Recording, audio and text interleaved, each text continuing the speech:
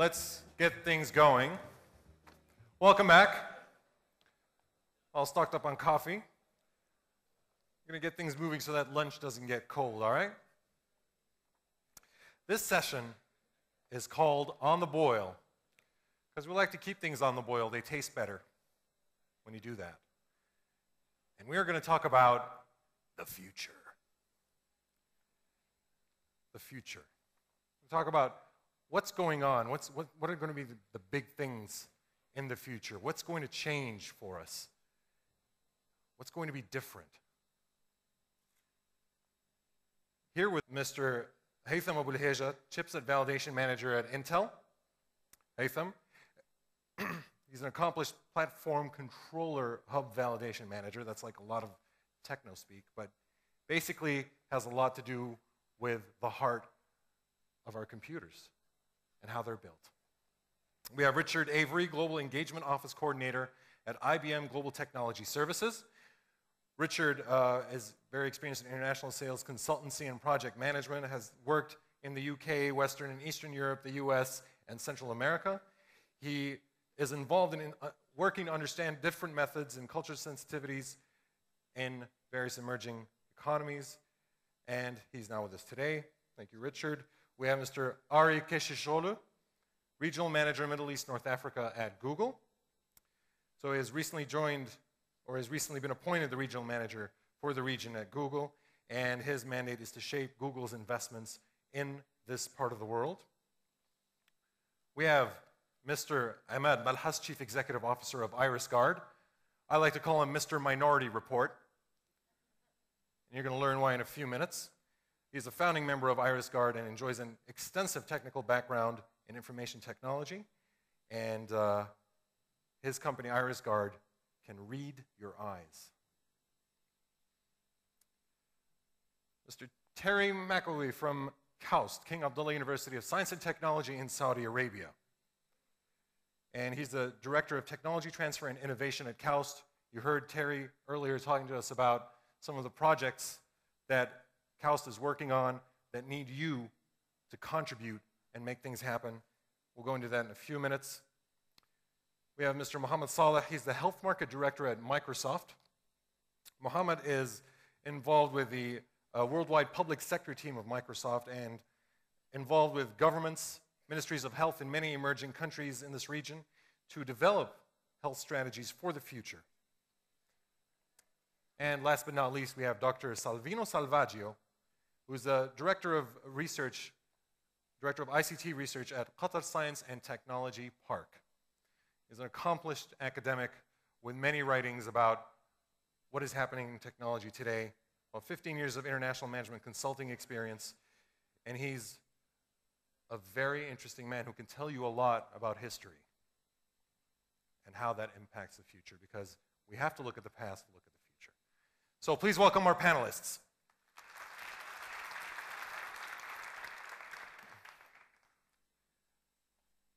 Haytham, I'm going to start with you. Talk to us about the hearts of our computers and our devices and what is happening with them, and what are we going to do towards the future, whether it's sustainability or the environment or power usage efficiency. What is Intel doing, and what do you see happening in terms of trends in this regard? Not yet? There you go. Well, thank you, Wajih. I have two good news and two bad news. So let me start with the good news first, which basically you guys don't have to do a lot. We've done a lot of work at Intel for you. First one, there's 4 pillars to be more efficient, more environmental friendly. First one, we call it eco-smart computing. So we've done the work, guys, so you don't have to worry about it, but just buy the new machines. Basically, we're putting technologies in the devices, the components that we build, into the platforms, the systems, to be more energy efficient, to reduce more power, to be more environmental friendly, less harmful to the environment. So we've done the work here. and which is the good news, right? So basically, we're like, looking forward in the future. It looks really good. Environment will be better, hopefully, and it will be greener, right? So technologies are getting greener that way. The other good news is, which is more Intel specific, it's the responsible operations or more environmental operations. Intel has taken it really a challenge on its own to be more environmental friendly in their operations. And when I say that, we're the largest manufacturing company, right, of semiconductor in the world. So we have a larger impact on the environment. So we took it upon us to reduce the environmental impact that Intel has on the environment, which is good news, right? So that's the good news. What's the bad news? The bad news for the region, honestly. The bad news is for mainly the focus on the MENA region, the sustainability initiatives and policies. It doesn't exist in the MENA region. Policies, okay. Yes. If you look at the world map from a policies and initiatives point of view, you will find EMEA, North America, APAC region, Australia, India, they do have policies either in the works, already established and being implemented to enforce better guidelines for less energy consumption and better environmental components to be used in the countries. And one thing is this could be a barrier of entry for some of the markets actually. If you don't meet those requirements, you can't sell there.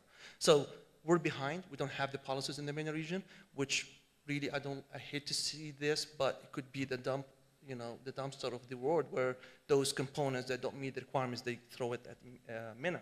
What kind of businesses will be impacted if we don't meet these policies and these standards and requirements? So first, you cannot sell into Europe today if you don't have the ERP requirements for systems. So if you have a computer system that you build and you package it maybe with a service and you want to sell that system into somewhere in EMEA, you cannot if you don't have the ERP qualifications and certification. ERP? ERP, European requirements, something. Okay. Right? So that the ERP policy, there is a similar one, EPA in the US, and there are some other ones, the top runner in Japan and so forth. There are other policies and standards that we have to meet. So that's one of the areas that we should be looking at. We don't want to be behind. Believe it or not, I'm sure we will eventually, this region, somehow, our leaders will sign up to help the environment. And once they do that, they will come back and say, where's our policies? So we will sign up to help the environment, to help planet Earth, and that means translates into policies and initiatives. What does it mean to have more efficient processors, more efficient microchips? How do we see the impact on the bottom line? Let me just finish the second bad news first, and we'll go back. There's more bad news. Okay. The bad news is the corporate responsibility. I don't know how much, but I don't think it's really widely practiced in the MENA region.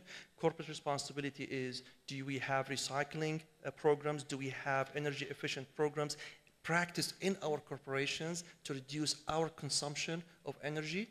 Intel, as an example, we started building solar panels to produce energy to power some of our R&D sites in the US. We have intensive recycling program, pins around the cubicles to recycle and so forth. So we took it on our own to practice and to become more corporate responsible from that side. So that's another way we should also be focusing on as a culture in the corporates. Going beyond the typical part cleanup. Yeah, exactly. All right.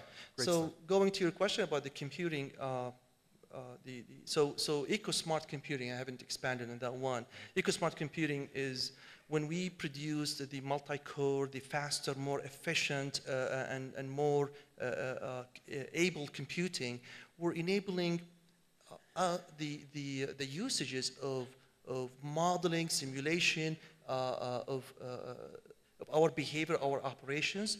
So take an example. If we have the power to analyze our operations in manufacturing or in some business, and you do this runtime, you will be able to figure out how can I change my operations to maintain the throughput but consume less power. So that's one thing. By having faster, better performing CPUs and platforms, I don't have to buy the 500 CPUs or servers, maybe 200 can do. That's good. It's less carbon footprint and so forth. So we're enabling smaller components, we're enabling low power components, and all of this translates into better for the environment. Great. Thanks, Haytham. Moving to Richard Avery from IBM. Richard, tell us a little bit, from your experience working in various markets around the world, and now you perhaps have more involvement in this part of the world now in the MENA region. What trends are you seeing in terms of the future? Okay. Experience in this part of the world, it's now 6 days only, I'm afraid. Fantastic. So I'm still learning a lot. But what I see is an interconnectedness of everything. Whereas in the past we've had separate systems, they will all be interconnected. We talked yesterday about the cloud. The cloud will be involved to provide the computing power, and within the cloud, things like analytics to provide the intelligence. That in itself is going to save people money, is going to save people time. But I think more importantly, we can use that for sustainability. Let me just give you a very, very simple example of what I mean. My car has a GPS system in it, as a lot of cars do these days. And that GPS system is really self-contained. The maps are within the car. About as close as it gets to being interconnected is the fact that it'll occasionally, if I'm on a major road, show me there's a traffic jam ahead and warn me that I need to go elsewhere. But what I mean by interconnected is it will do that. When I'm in a city and I'm looking for somewhere to park, not only will it tell me where the car parks are, it will tell me how full they are, how many spaces are available. For instance, in Los Angeles, just one tiny part of Los Angeles, they reckon that people were burning 47,000 gallons of gas every month driving around looking for places to park. So, that's the interconnectedness. The intelligence part of that is that my car can be monitored. It can be, the manufacturer can see when there are problems occurring. Recall notices. I have a Toyota. You remember all the problems with Toyotas recently. Recall notices can be delivered in real time. General Motors are working on a system called OnStar, which actually monitors the car in real time. It can tell when the car is going to break down. It can tell whether the car has been in an accident. It can actually switch on a mobile phone system and ask the people in the car subsequent to the accident, are they okay? If they're not okay, it can call an ambulance. It will call the emergency services automatically if it detects no movement. So I think that's where that's going, and that's one small example based on a personal view, but that can be built into your supply chain, it can be built into your energy chain, it can be built into your water usage chain. Thanks for that, Richard. I'm going to move quickly now to Ari Keshishoğlu from Google. Can you help us put things into context, being that you guys are sort of the gateway these days, or the preferred gateway, shall we say, for people to go and access content, and you're coming up with so many applications. I think it's becoming old hat now that we know you guys are going to be coming up with something at Google that changes the way we look at things, whether it's maps or streets or applications online. What is the future holding for us? Where obviously I expect the cloud will take a prominent role here, but help me put that into context, please. Sure. Yeah, you're right that there's a lot of innovation going on, and as you said, I would like to highlight the background that is going on here so that we can understand a little bit why this is happening the way it is, and then I'll bring it back to MENA and then the relevance to the region. Now, if we look at the big picture, there are three major trends that is going on in the technology world. And the first one is the fast developments in the processing power. And well, we have people from Intel here, and I think this audience will be familiar with Moore's law, which basically states that every 18 months, the processing power that you can buy for the same price doubles. Now, this is very powerful. It means every 5 years, the devices that you have actually are 10 times more powerful than they are today. And in 10 years, they're 100 times more powerful. Now, these numbers, typically, they're good numbers, but I would like to convert these into day-to-day language, what it means. My favorite example is from 1970s. A lot of you will know that. So humans carried lunar missions in 1970s, and then we had space shuttles between the Earth and the Moon, and one of them was Apollo lunar landing module. And the processing capacity of that whole shuttle is less than an average car that we use today, right? So that was carrying people between the Earth and the Moon. And now this actually applies to home computers and your cell phones too. The average processing power that you have at home or even in your pocket is much more than the whole processing power of entire governments or entire corporations just a few decades ago. Now, this is the first of the very powerful changes. And now, the changes in processing power means basically two things. One, the cell phones and the portable devices have more processing power, so they're good enough to do some things in the devices that were not possible just a few years back. And second, they also became tools of production for us. If you think about it, the smartphones today, they have 5-megapixel cameras, that were the top of the range just a few years ago. And you don't need large cameras anymore to do video shooting, or even doing video editing has actually become mainstream. And we are seeing the impact of this on day-to-day. I'll come back to this.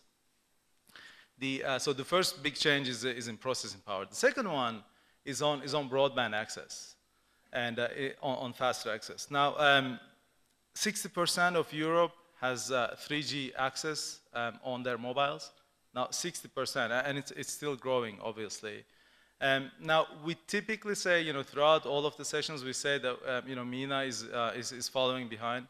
But these trends actually do replicate themselves in different geographies. So we are not that far from having a lot of a significant portion of the people with mobile, having access to 3G in the region. This is going to happen, and also, you can also notice that the wireless access points are becoming more and more common. So that means you have fast access to the internet. Now, what does it mean to have faster access to the internet? What does it mean to be more connected? What we notice is when people have access to the internet in a faster way, they actually do more searches in general. This is what we see in Google queries. So they become suddenly more active.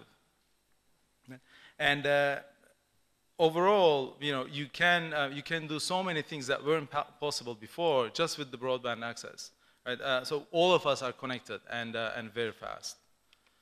And the third big change that is going on is on the cloud computing. Now, I don't need to go into the details of cloud computing. We have been talking about it in detail over the last day and today. It basically means that you have access to very high processing power anytime and from anywhere. Right? And this is actually enabling a lot of social applications that we'll come back to. Now, another important point about the cloud is that it's open everywhere in the world, right? So if there's a cloud in the US, the hardware infrastructure is in the US, you can access it from here. Same with Europe, it's accessible around the world in many instances. And this is also shaping a lot of product innovation. Now, to recap what I said, the first big change that we are seeing is on processing power. So we have portable and very strong machines. And the second change is on broadband. These machines can access the internet very fast. And also the third change is on the cloud. So these machines can access to the cloud very fast. Now, let me rephrase these statements a little bit. Through your portable machines, you have access to the cloud in a fast way. Okay, I'll rephrase it again. You have access to immense processing power at any time. and anywhere.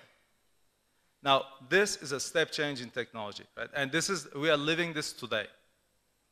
Okay. And so this, using these available platforms, we actually are able to make step changes in big technological challenges. I'll speak about two of them, just to put things into perspective, just so we understand what these actually mean. The first one, and it's one of my favorites for the region, it's about translation. Now, Google has taken a different approach to translation in the past few years.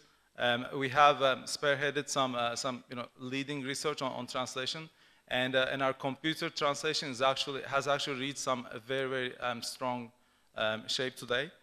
And the approach that we are taking requires a lot of processing. So it's not possible to do these in your cell phone still today. But through the technologies that I just mentioned, your cell phone acts as a gateway to the cloud, which gives you this immense processing power. So basically, you can have translation on your device thanks to the huge processing that is going on the background that you're not even aware of. And that's the beauty of it. You don't have to be aware of it. You just have access to it. Whenever you want, you actually can do it. So let's say the typical day-to-day example is you go to a restaurant in a country that you don't speak the language. You just say, you just choose the country, the language that you're in, and then your native tongue, and then you enter to your cell phone. Within seconds, you actually understand what the menu is about, so that you can eat the food that you would like. Sorry to interrupt, Ari, just because we're a little tight on time, Sure. and I want to make sure everybody gets a chance to speak. But I'm going to come back and ask you a couple of things. I think a lot of people want to know, when are we going to have a Google phone out here? Okay. Right? But I will come back to you. Let me move on to Ahmad Malhas of IrisGuard. Ahmad, you're involved in something very interesting. You're involved in biometrics and security, privacy, and so on. And you're actually using a part of the human body that has perhaps been overlooked and touched upon in movies, and you might be able to say something about that. So what's happening there? How is this going to change our lives? It already has started. If you walk out to any of the ATMs here with Cairo Amman Bank, you would be able to draw cash with your own eyes. You don't need to put a PIN or a card, and it will give you your money. That's happening here. So Just move the microphone a little closer. this is the future happening today. So if you walk out to one of the many ATMs here in the streets in Amman, you can draw cash with your eyes. That's the future that's happening right now. Finding people from the patterns of their body is a biometric science. A lot of it is overrated. There's a lot of reports on it, except that iris recognition has a lot of accuracy in it. And this is because of the amount of data available in one's iris. And the iris is the colored part of the eye. What we do is specialize in this. We take a picture of the eye, analyze it, and identify who you are. Now, the implications of this are far-reaching. In a world today where everyone is on Facebook, 500 million of us, we have so much data available there. Social networking and the cloud and computing is encouraging people to open up and tell a lot about themselves, like the name of your dog or how many children they have, which is excellent to hack into your account, because that's basically what we'll be using for your password. I was in a tech retreat a few days ago in Palo Alto, and everyone was talking about in America social networking this, social networking that. The entire ecosystem is built on a username and a password, and that is bound to cause a lot of problems for people. At the rate of 11 million people last year in the United States alone, their identities have been stolen because someone figured their password or someone stole it. That's a major problem that IrisGuard has looked at in so many years ago, and today we've reached that point. So today we're using it in banking, we've used it in national security. We have the largest deployments in the world in here and in the UAE to track people at the borders. But the banking is exciting, but the home users is the next thing for us. To be able to identify yourself away when you're at home or traveling with devices made by IrisGuard, to make sure that it's you and only you. The issue here, this stops your identity being used by someone else. This can go on to your medical records, access to your bank accounts, payment systems. If we go to a restaurant in the future, you'll be paying with a payment device with the iris rather than with the cards. IrisGuard is leading this in 5 different countries around the world, and we will continue, and the future looks extremely bright in that capacity. Can you help me stretch this out and say, I mean, why is this better than fingerprints, for example? We've had fingerprint technology for ages. Why is this better using the iris? And more importantly, how is this going to extend to other parts of our lives beyond, let's say, airport security and ATMs and getting your money by just scanning your irises? And why? Why is it going to be easier for iris scanning? Sure. The last question is the easiest. Why is it easier? Because there is no touching. You're 1 foot away from the camera. It's non-invasive. You don't have to touch anything. People don't like to touch things. So if you're looking at the camera and you're about 35 centimeters away from it, it takes a picture of your eye. It doesn't hurt you. It's the most convenient in terms of why iris recognition. Now, to go back to the first part of your question, which is fingerprints and the comparison there. Biometrics, there is no one biometric better than another biometric. Biometric is knowing someone from the traits of their body. So there are some people who claim they can know you from the way you walk. There are people who claim from the voice, but then you get a cold, and there's false accept rates and false reject rates. Without going into too much details, there is more data in the iris itself, in one iris, than in 10 prints, and fingerprints is the most accurate prior to iris recognition.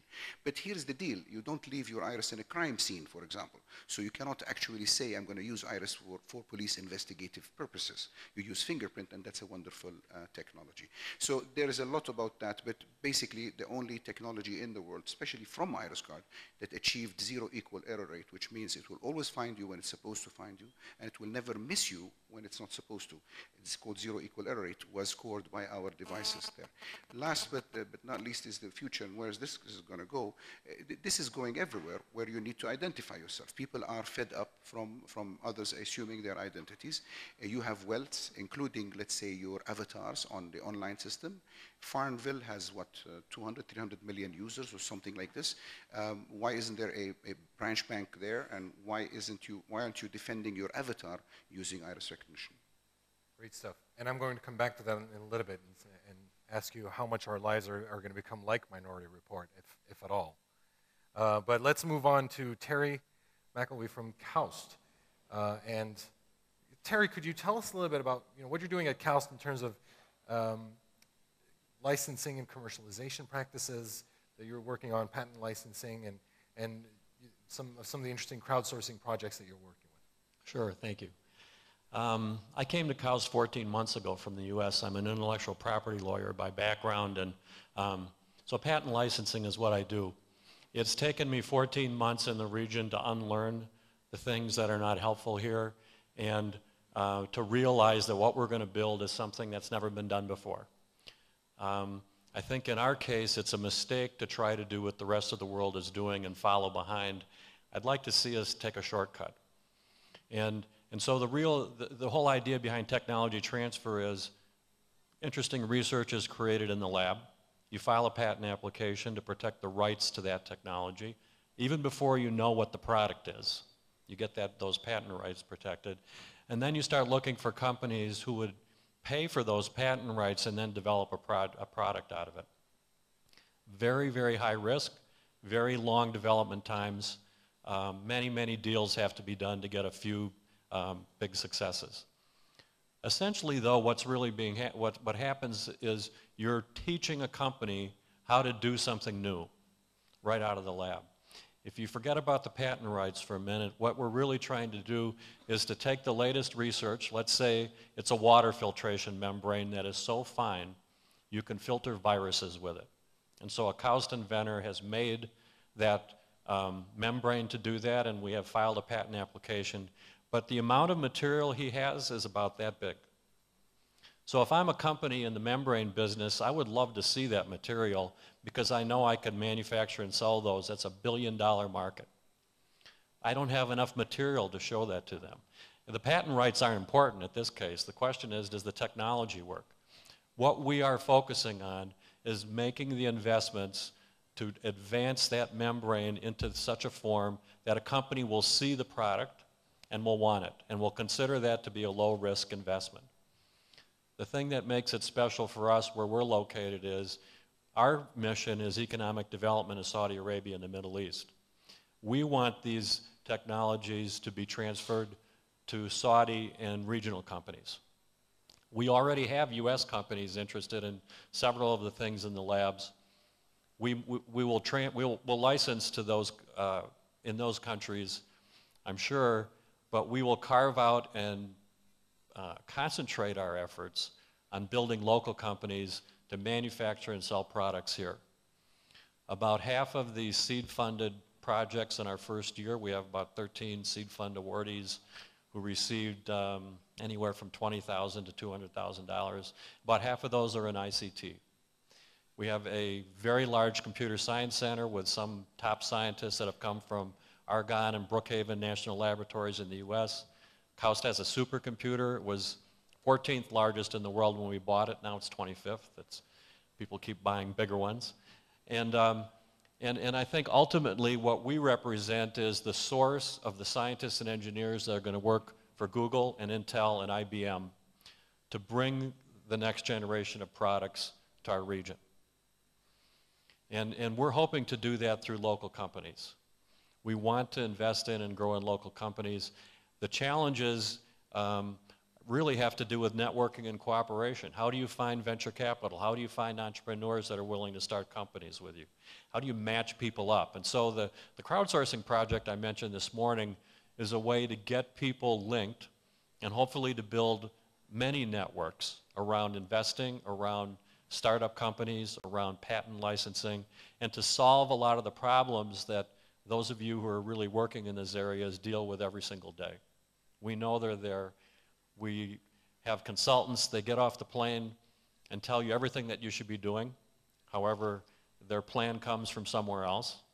And then they go home, and then the next day you're left with a nice PowerPoint presentation, but the answer remains, how are we going to drive this forward? How are we going to execute? And so we're hoping to facilitate, it's not going to be us, but we're going to facilitate bringing together the expertise in the region to develop online communities where people can provide technical assistance. So my field is patent licensing. So I would like to be available for anybody in the region that's in a situation of considering patent licensing to be able to put people together with you and talk about how it's done. I don't think that's been done before. And I got a great response out in the lobby this morning. I walked away with 45 business cards of people who said they would be part of the network, and I hope to get a few more here before I leave today. That sounds pretty awesome. Great stuff. Thanks, Terry. Now moving to Mohammed Saleh from Microsoft. Mohammed, you are involved in healthcare. So what does Microsoft have to do with healthcare? And regardless of that, what are you seeing in healthcare? I'm asking this because I'm a little mad. I'm mad because I can take my ATM card and go to almost any ATM in the world, in almost any country. And if it's part of the right network, I can put it in there, and it can read my bank account details and give me some money. And that's great, but I can't do that if I go to see a doctor. Every time I go to see a doctor, I have to fill out a form. I have to put all kinds of details on it, and then every time I go back to that same doctor, I still have to fill out a form. And if I go anywhere in the world, I'm still going to fill out another form. Why? بسم الله الرحمن الرحيم والصلاة والسلام على رسول الله.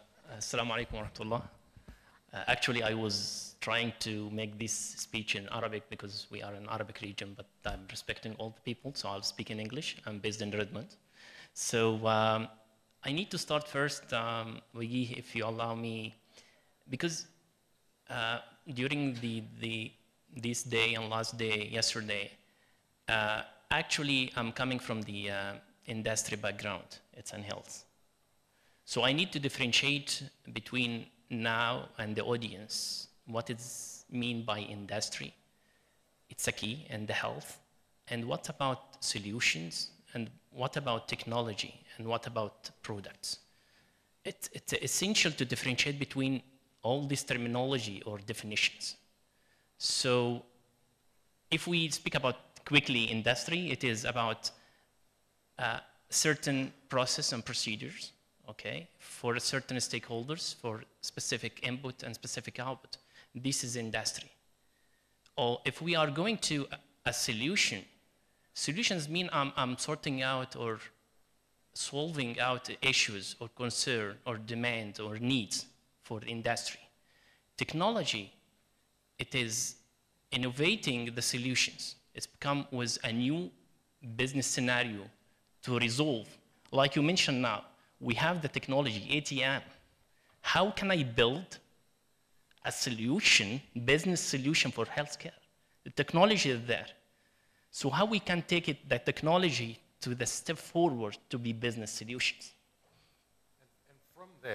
And from there, so you will resolve your issue that I need to find my medical record anywhere, anytime. Yeah. And this is the reason we need now to move ahead, to ask all the company, especially Microsoft, and I will explain that, how Microsoft already take our technology to solve business, to give a solution for healthcare. And also the last, it's a product. I will give you an example right now, and because this will be clear for us. Now we have a product called Microsoft Unified Communication, OCS.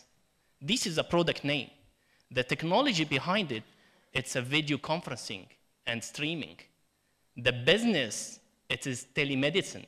That's the and solution. teleconsultation. Resolving what? Resolving because we have a shortage for the physician, we have a limitation on hospitals and clinic and something like that. And this is why the differentiation between all that.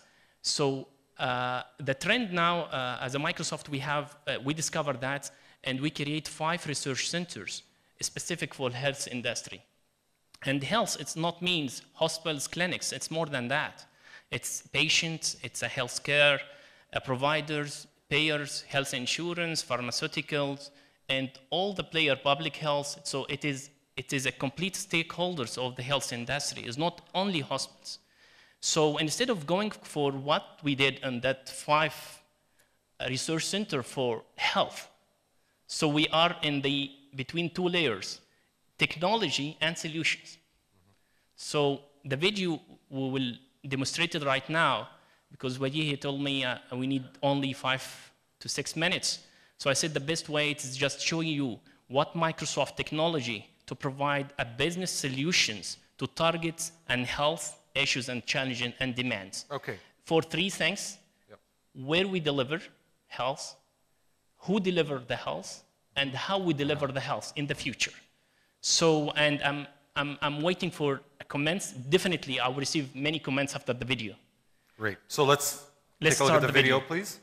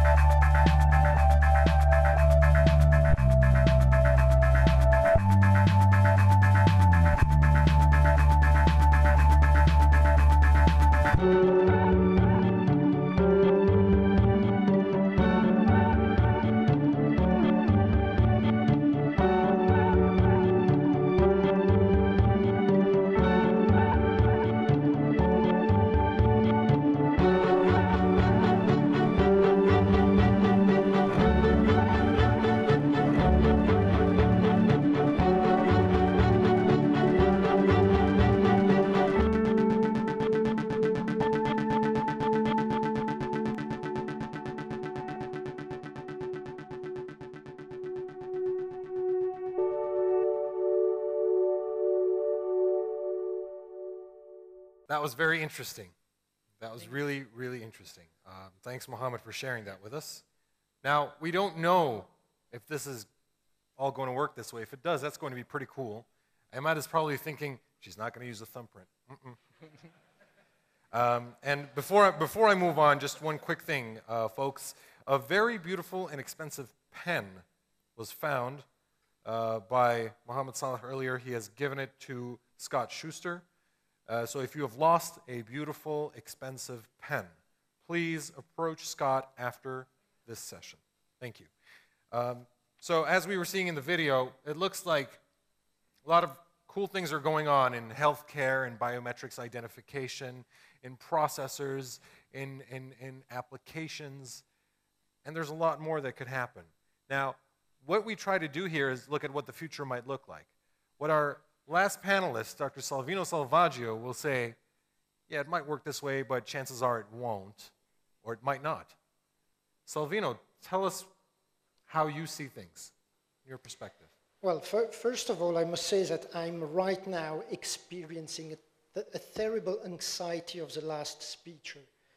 Oh my goodness, what I'm going to say that was not already said by my 6 esteemed colleagues before. So, my colleagues talk about trends in technology, which is a basic and very important layer, the first layer, I would say. I think that there is something perhaps even more fascinating than that, is the way that people, all of us, are going to use these technologies. And from that point of view, there is something quite fun, is that it seems that we never learn from our mistakes. I mean that, you know, we all know these predictions that never happened. Frankly speaking, what will be the hot trends in the usage of technology? I should say, I have no clue. I don't know. And I'm sure that most of us here have in mind several scenarios, but it would be extremely difficult to highlight which one of these scenarios is the most likely. How is story going to repeat itself or not? And what can we do? Let me just read, if you allow, a quotation from a German member of parliament, and he made that in the parliament. He was talking about some technological innovation. This invention is potentially dangerous. That is why I ask this House to issue new laws to set clear limits.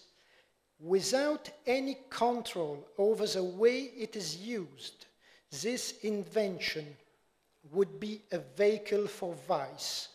Our children could be abused, our wives could cheat their husbands, and our husbands could cheat their wives. And now comes a prediction. Without the proper control and limitation, the future trend of this innovation is made of crime, because some people could act anonymously to get in touch with the weakest in our communities. Immoral usage of this invention is a real risk and may prevail. It therefore is our moral duty to intervene. That is why I request this House to limit its usage to protect our beloved ones, our families, our values, our society. We all know that. We all know that. What is it? What is this invention? This is pretty scary. It's not that scary. Okay. But that quotation was made in front of the German parliament in 1899. And the invention was this one.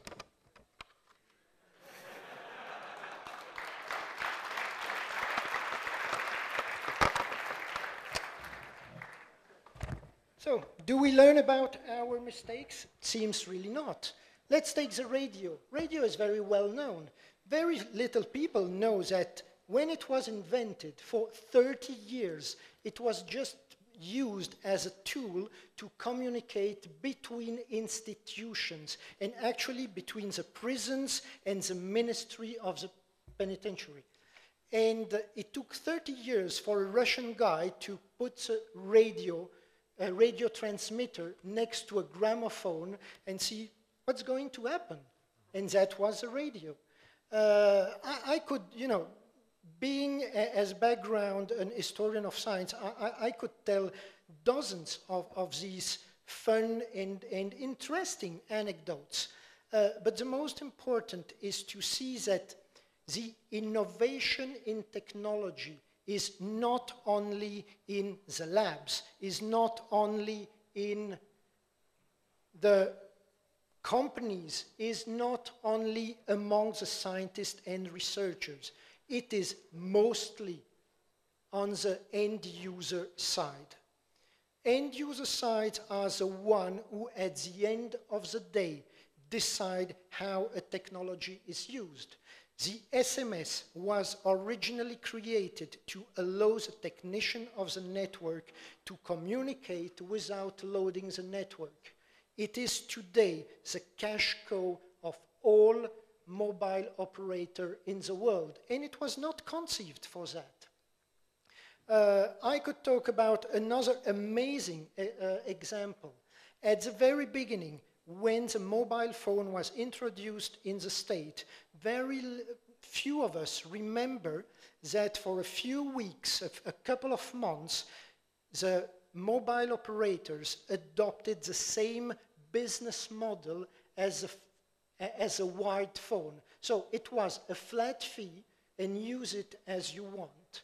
What the mobile operators noticed after a few weeks is that the real cost of the usage was absolutely out of control. And so they tried to investigate why, and they noticed that hundreds of thousands of families around the US took a mobile phone, switch it on, put it next to the cradle of the baby in the room, called the fixed phone in the kitchen, and left it on for the whole night. As a baby monitor. Exactly. So they had to make a step back and change the business model. So what I want to say, just to summarize, is that it's extremely important to, how could I say, to focus with all due respect on the spare parts of the technology, the bandwidth, the CPUs, the clouds, but we should not forget that the technology is a spare part of our lives. And that's maybe the most important point. And at the end of the day, we decide what to do. So one thing we can predict for certain is probably that users of technology will find new ways to use whatever technologies we're developing.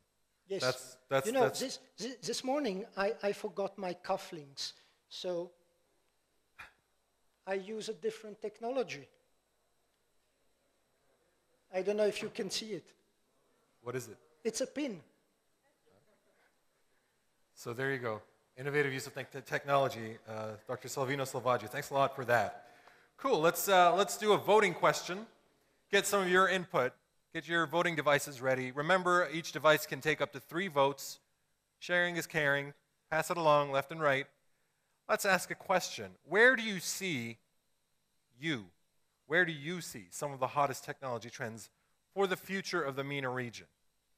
Is it going to be sustainability with an emphasis on renewable energy, solar, wind, water? Is it going to be sustainability with emphasis on efficiency and green technologies, environmental conservation, conservation of water, of air, etc.?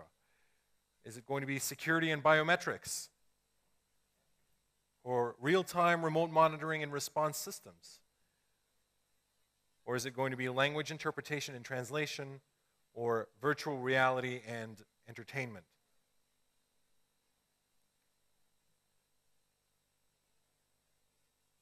Think about it for a minute.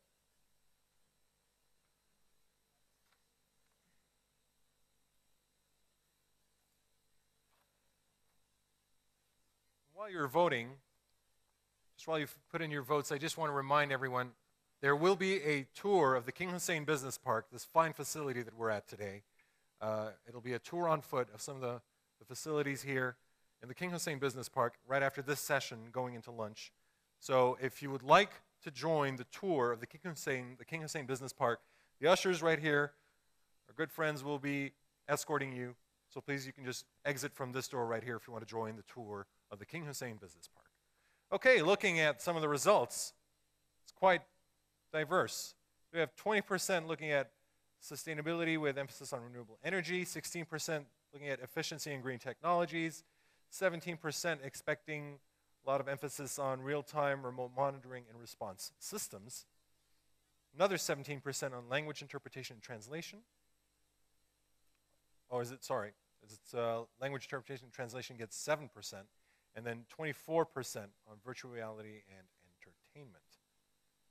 Okay, pretty interesting. So entertainment is going to be pretty big. And Ahmad, do you think, could we think of something like iris scanning in terms of gaming? You know, you have a lot of controllerless systems coming out now, and they talk about face recognition. Could something like iris scanning extend to gaming and to everything else that we're doing really right now? Actually, gaming is part, it's very big. Gaming, online gaming is gaining tremendous popularity.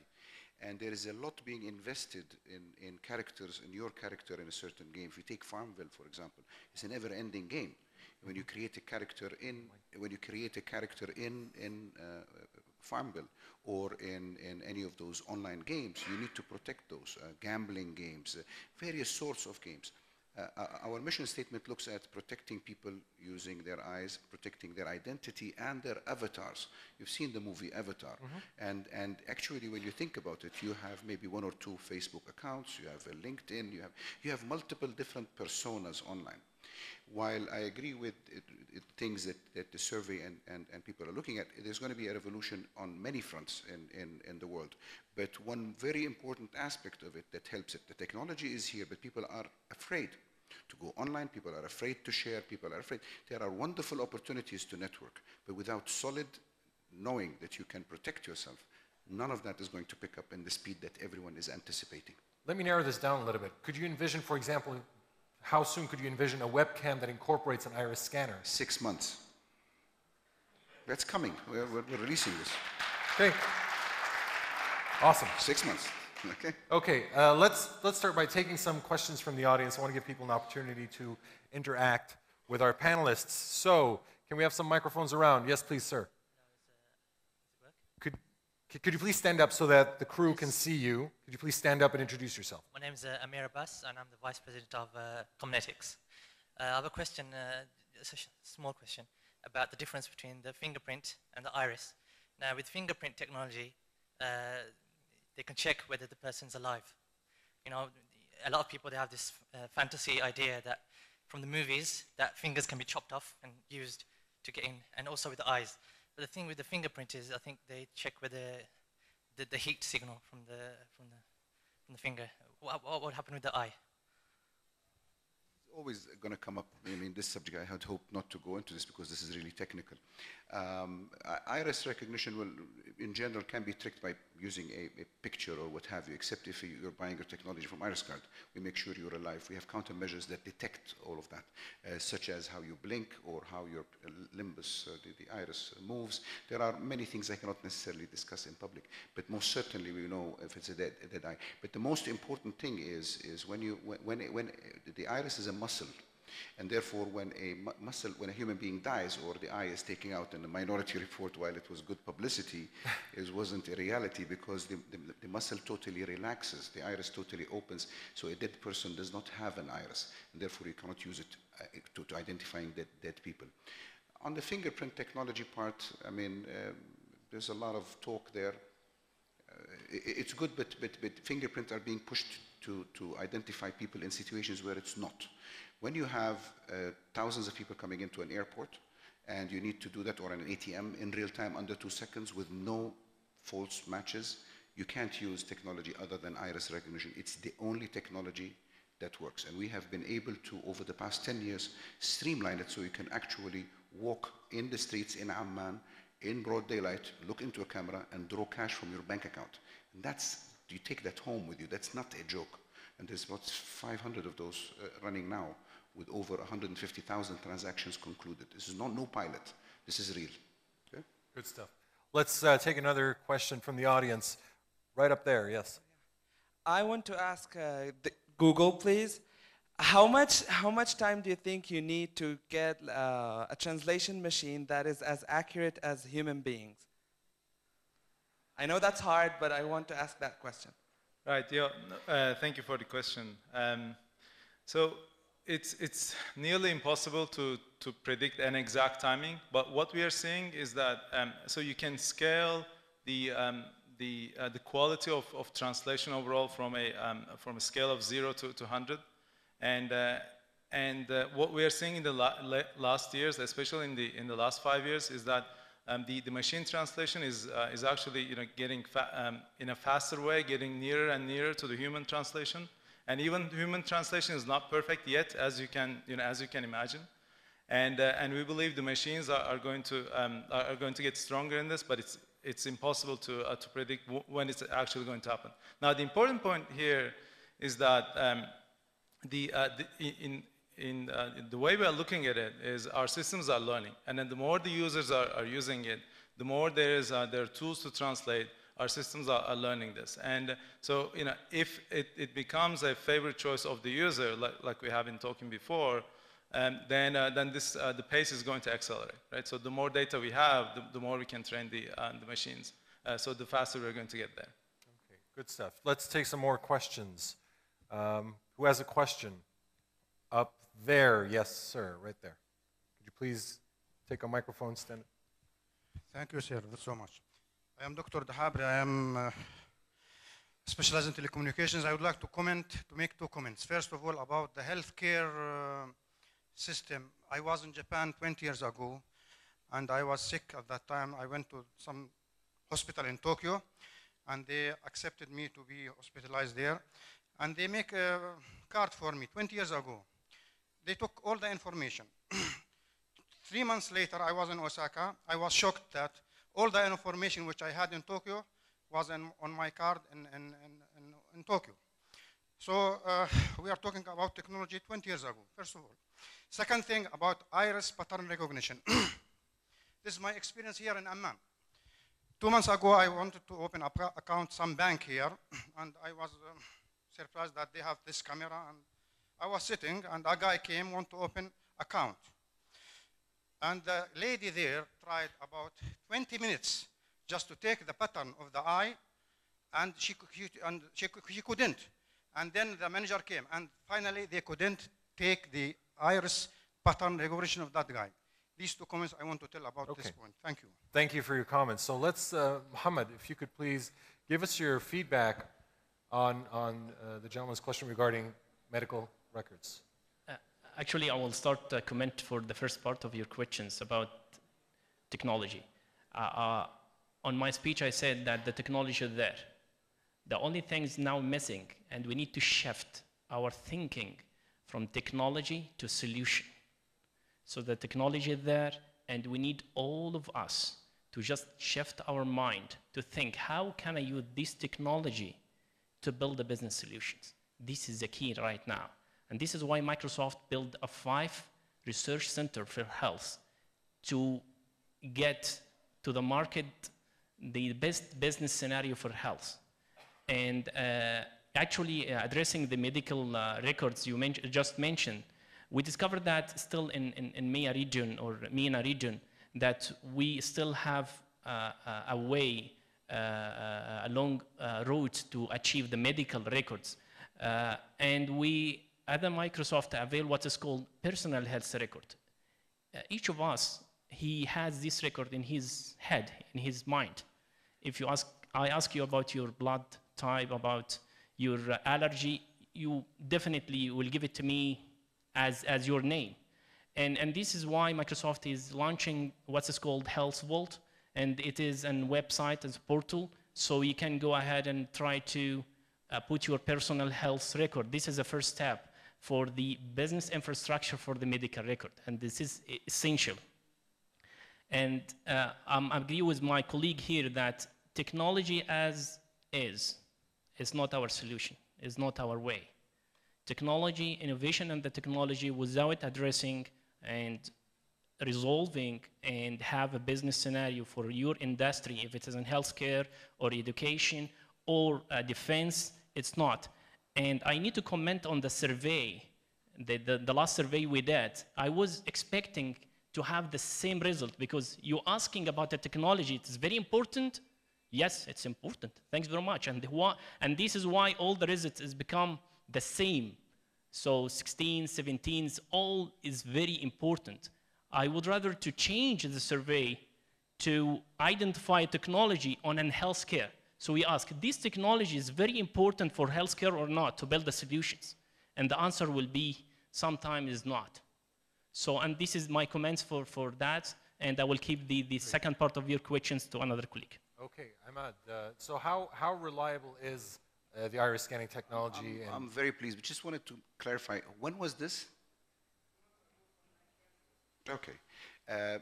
The iris is the only internal organ visible from the outside. It's a very elusive object. For example, I'm sitting here. You see 6 or 7 lights that are already reflecting on my eye. The worst place to pick my eye is on this stage at this moment in time. Now, positioning the cameras in the right way and making sure that the person's iris is open and the person's iris is not obscured by anything is part of the severe quality control system that we put in place. Being the first bank ever rolled out, which is in here in Jordan, we were extremely cautious, and we were putting the countermeasures at the highest possible level. You should be concerned that you put your eye in, someone else would be identified.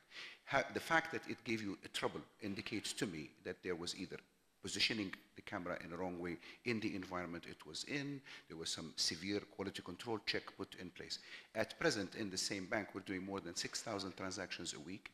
They have more than 30,000 people already enrolled. But the same technology in the UAE has done 32 million people in the last 8 years. And those 32 million people come from 190 different nationalities. It is like saying, I want to take the fingerprint of someone wearing gloves. You can't do that. If it's saying, I want to grab the iris of someone when they're closing their eye, you need to open the eye and you need the camera to be positioned in the right way so there are no reflection on the cornea. Please understand that the cornea attracts a lot of the light. That's how we see from the sides. The iris is, and the pupil is here. How do you see from the sides?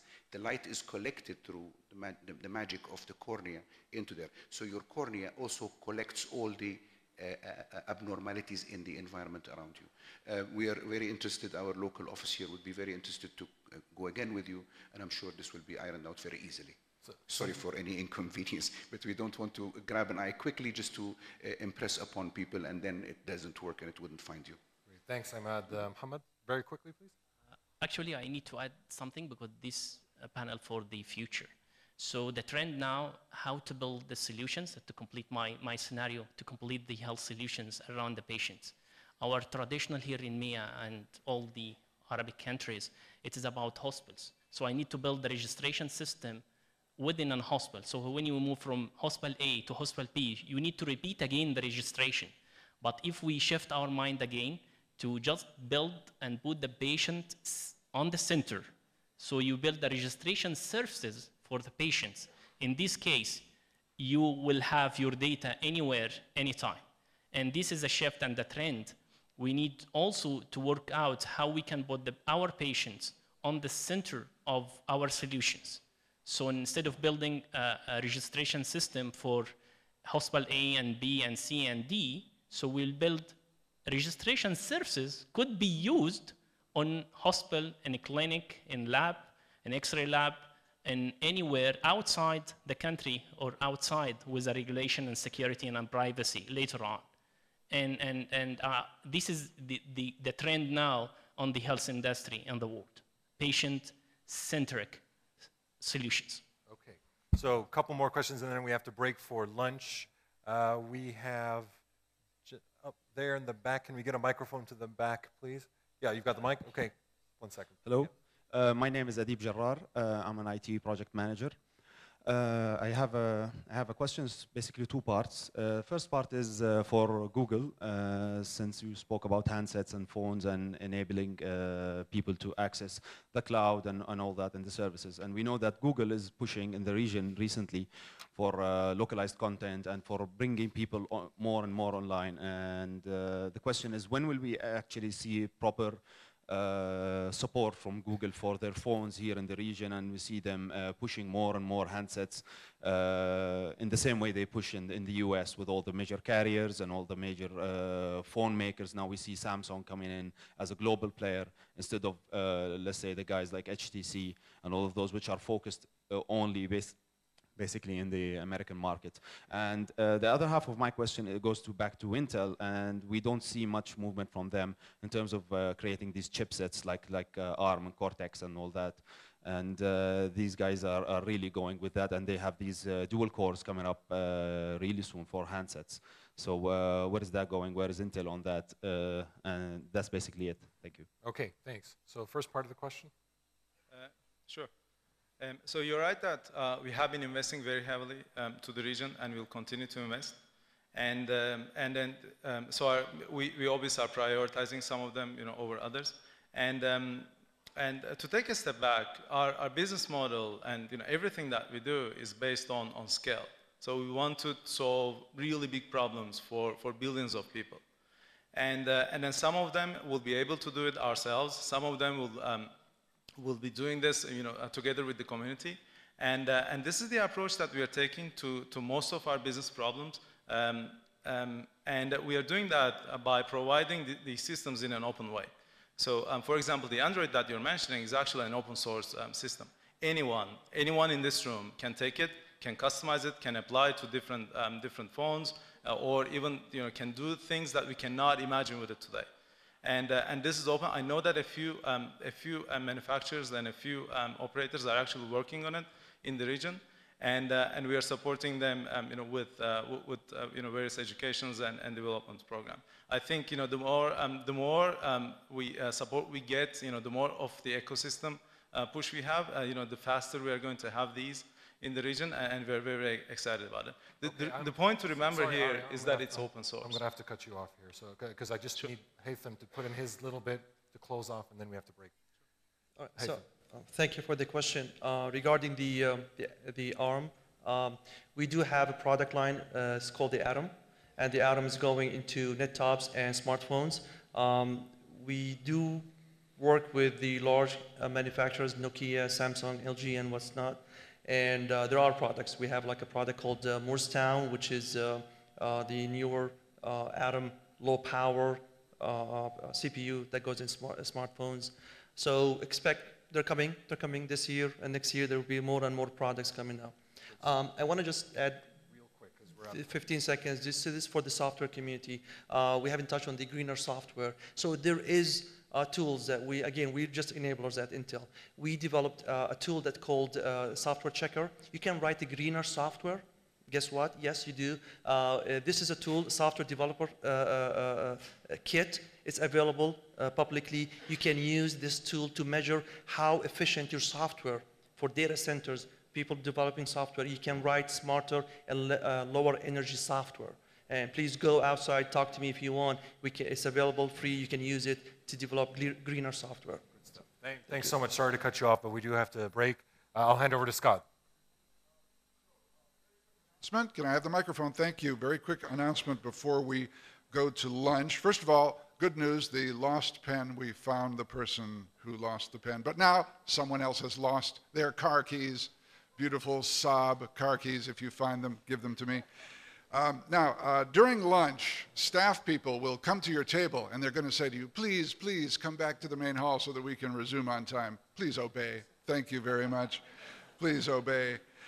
Now, after lunch, we have incredibly great sessions on wireless mobile applications. The opportunity in this sphere is enormous. A lot of us are going to be involved in it. People who don't even know they're going to be involved with mobile applications are going to be here for that session right after lunch. Or actually, is that the second one? The first one is Arabic content. That's right after lunch. Then Arabic content, crucial for this region. Jordan in a position to take the lead on Arabic content. Session is this afternoon. And then e-government, so many of us are going to be involved in that as well. We have the head of e-governments of the Kingdom of Saudi Arabia. The panel is fantastic. And then investment for entrepreneurs, Oasis 500, a session on that to close the event. So please be back here on time after lunch. We'll see you there. Please join me in thanking our